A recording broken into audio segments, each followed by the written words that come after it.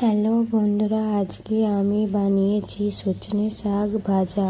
হালকা মশলার ঘরোয়া স্বাদ, ভাতের সাথে খেতে একদম পারফেক্ট লাগবে।